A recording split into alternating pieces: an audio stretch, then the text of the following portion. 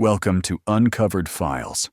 There is nothing more terrifying than a bottomless black hole that seems to go on forever. A void that swallows everything thrown into it, never to be seen again. Today, we're diving into one of America's most perplexing geographical anomalies, Mel's Hole. In eastern Washington, this deep hole is rumored to be endlessly deep, defying all logic and scientific explanation. For decades, it's been the subject of fascination, fear, and conspiracy theories. Until recently, when researchers sent a drone 1,000 meters down and found something that nobody could explain. Something that terrified all witnesses who viewed that footage. What did they see that traumatized them for life? Let's dive deep and explore what might be lying inside what could be the deepest hole on Earth. In the rugged landscape of eastern Washington, nestled on the Manistash Ridge near Ellensburg, lies an anomaly that defies explanation. Mel's Hole, named after its discoverer, Mel Waters, appears at first glance to be nothing more than an ordinary well. But this is no ordinary well. Mel Waters, the landowner who discovered the hole, became increasingly curious about its unusual properties. What first piqued his interest was the hole's seemingly endless depth. No matter how much junk was thrown in, from everyday garbage to broken-down cars and old tires, it never seemed to fill up. The hole became the community's unofficial dumping ground. Yet despite years of discarded items being thrown into its depths, the hole's capacity remained undiminished, as if it were swallowing everything into some unknown abyss. Even more disturbing were the effects the hole had on the surrounding environment. Dogs in the area were noticeably disturbed by it, refusing to get close and showing signs of fear whenever near. Electronic equipment malfunctioned in its vicinity, with radio signals experiencing strange disruptions when brought close to the opening. Determined to measure its depth, Mel decided to employ some fishing gear. He attached a weight to a line and began lowering it into the darkness. 1,000 feet. 2,000 feet. 3,000 feet. 4,500 feet of fishing line, and still no bottom. Not willing to give up, Mel switched tactics. He attached a pack of Lifesavers candy to the line, thinking that if there was water at the bottom, they would dissolve. But when he retrieved them, they came back bone dry. In what can only be described as an extraordinary feat of determination, Mel claims to have eventually used 880,000 feet of fishing line, that's over 166 miles of line, and still never reached bottom. Let that sink in. The deepest hole ever drilled by humans, the Kola super deep borehole in Russia, reached just over 7.5 miles deep before extreme heat and pressure made further drilling impossible. Yet here was Mel Waters, claiming a hole on his property that was at least 20 times deeper. Something wasn't adding up, but the story was about to get even stranger. In late February 1997, Mel Waters catapulted his mysterious hole into the national spotlight when he called into Coast to Coast AM, a popular late-night radio show hosted by Art Bell. For those unfamiliar, Art Bell's show specialized in discussing the paranormal, conspiracy theories, and unexplained phenomena. It was the perfect platform for Mel's bizarre tale. As Mel recounted his experiences with the bottomless pit on his property, listeners across America were captivated. The story spread like wildfire, with people from around the world calling in to offer theories and advice on how to properly measure the hole's depth, from using lasers to ground-penetrating radar. But this newfound attention came with consequences. The very morning after his broadcast, Mel claimed he was no longer allowed to access his own property. The military had moved in overnight, cordoning off the area under the pretense of investigating a plane crash, though there was no wreckage or any evidence of such an incident. Military helicopters circled overhead. Armed personnel patrolled the perimeter. Mel's once quiet rural life had transformed into something straight out of a government conspiracy film. When Mel questioned this sudden takeover, the military responded with veiled threats about his land ownership and alleged illegal activities, classic intimidation tactics, according to Mel. As he continued to share updates on Art Bell's show, the story grew more complex. Neighbors reported seeing strange phenomena around the hole, including what some described as a dark beam of light shooting upward from its depths. Listeners of the show, already primed for tales of the unexplained, began speculating wildly. Some suggested the hole might be situated on a ley line, a supposed alignment of ancient monuments and natural features believed by some to possess mystical energy. Others theorized it could be an entrance to a hollow earth or even a gateway to another dimension entirely.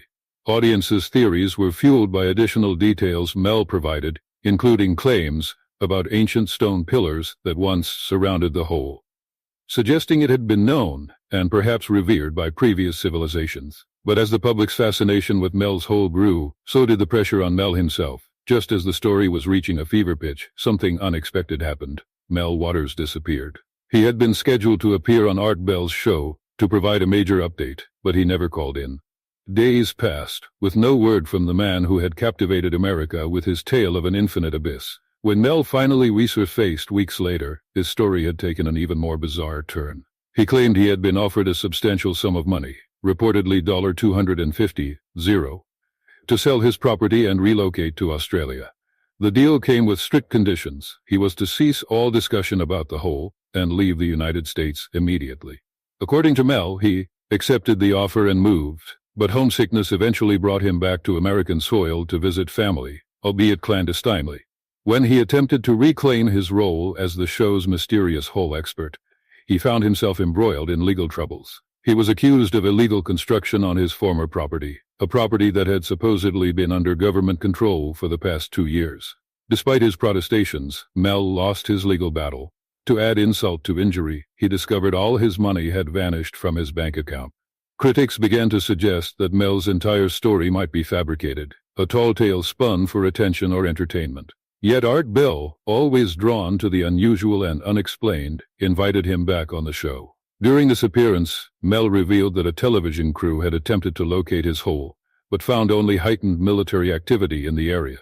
The airspace above his former property had been declared restricted, and most tellingly, online satellite imagery of the location showed nothing but a black square, a digital redaction that seemed to confirm something was being hidden. Interestingly, this redacted image had only appeared online 6 months after Mel's first radio appearance, lending credibility to his claims. How could he have fabricated a story based on evidence that didn't exist until after he told it, just when it seemed the saga of Mel's hole might be coming to an end? A new chapter began. Mel was contacted by a Native American tribe from Nevada who believed he could assist them with a similar phenomenon they were investigating. The mysterious Native American tribe invited Mel to examine another unusual hole located in Nevada. This second hole was situated in an area populated by Basque immigrants, people who had moved from the region between France and Spain to Nevada in the 1800s, to work as shepherds, like Mel's original hole. This one measured approximately 9 feet across, but instead of being surrounded by stone, it featured a metal ring around its circumference. This ring exhibited peculiar properties. It felt warm to the touch, regardless of ambient temperature, and seemed to absorb sound. Mel discovered this acoustic anomaly when he accidentally dropped a tool onto the ring, and it made virtually no noise upon impact. Intrigued by these similarities yet distinct differences, Mel and his new associates began conducting experiments on this second hole. Their first test involved lowering a bucket of ice about 10 feet down into the hole. As a control, they kept an identical bucket of ice on the surface. The results defied explanation. When the surface ice had completely melted, they retrieved the bucket from below. The ice inside hadn't melted at all, but it had transformed. It was warm to the touch, completely dry, and resembled salt more than ice, but the strangest property was yet to reveal itself. When they attempted to melt this mysterious substance with a flame, it didn't melt. It caught fire, and not just momentarily. This ice-turned flammable material continued to burn for months. The team repeated the experiment several times with varying amounts of ice. Sometimes the ice behaved normally, melting as expected, but other times it transformed into the bizarre flammable substance, suggesting inconsistent properties within the hole itself. What could possibly explain these phenomena? No known scientific principle could account for ice transforming into a flammable, salt-like substance merely by being lowered into a hole. If this account is true, it suggests forces at work beyond our current understanding of physics. But the experiments were far from over. Someone from the Basque community proposed a more direct investigation, sending a living creature into the hole. After careful consideration, the team decided to lower a sheep into the mysterious Nevada hole. While certainly less risky than sending a human explorer, this decision still raises serious ethical questions about animal treatment. The sheep, as if sensing danger, resisted being placed in the container. Despite its protests, the team secured it and began lowering the box to a depth of approximately 10 feet. Suddenly, the rope stopped moving of its own accord. Simultaneously, a strange humming sound filled the air, adding to the eerie atmosphere surrounding the experiment. The team decided to leave the sheep suspended at this depth for about 30 minutes before retrieving it. When they pulled the container back to the surface, everything appeared normal at first glance. But, upon closer inspection, they discovered the sheep was dead. Curious about the cause of death, they performed an impromptu autopsy. What they found inside the animal was beyond disturbing.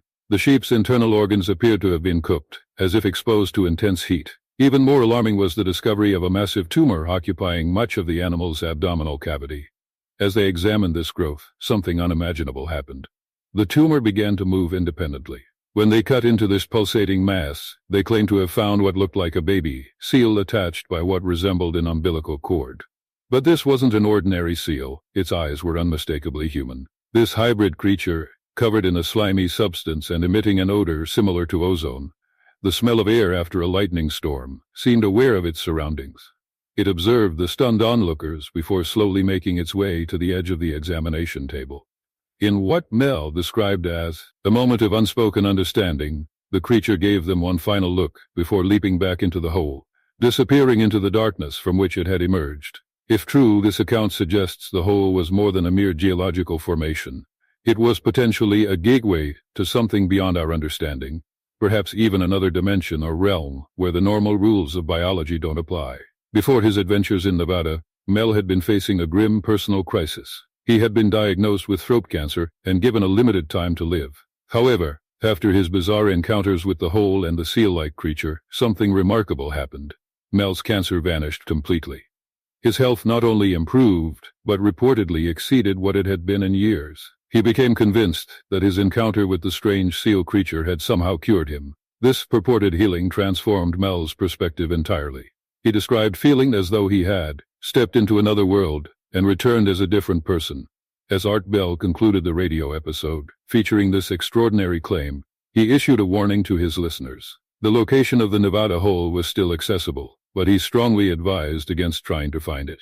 The consequences, he suggested, could range from strange and frightening experiences to the possibility of disappearing entirely. This ominous caution added a layer of genuine concern to what might otherwise be dismissed as pure fantasy, suggesting that Bell himself believed there might be some truth to Mel's outlandish tales. Is it possible that certain places on Earth possess healing properties that science cannot yet explain? Throughout history, sacred springs, caves, and other natural formations have been attributed with curative powers. Could Mel's experience be a modern manifestation of these ancient beliefs, or was his recovery simply a coincidence, or perhaps even a fabrication to add another layer to his increasingly elaborate narrative?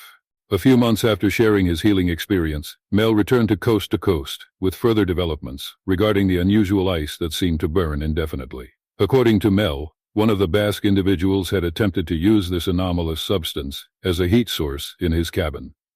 The consequences were as unexpected as they were troubling. The burning ice continued its strange behavior for months, never melting but seeming to absorb all moisture from the surrounding air. This created an extremely dry environment inside the cabin, causing the resident to suffer from severely dehydrated skin and constant thirst. Even more peculiar was the effect on water boiling nearby. Steam would be drawn into the flames as if magnetically attracted, creating the continuous cycle of moisture absorption.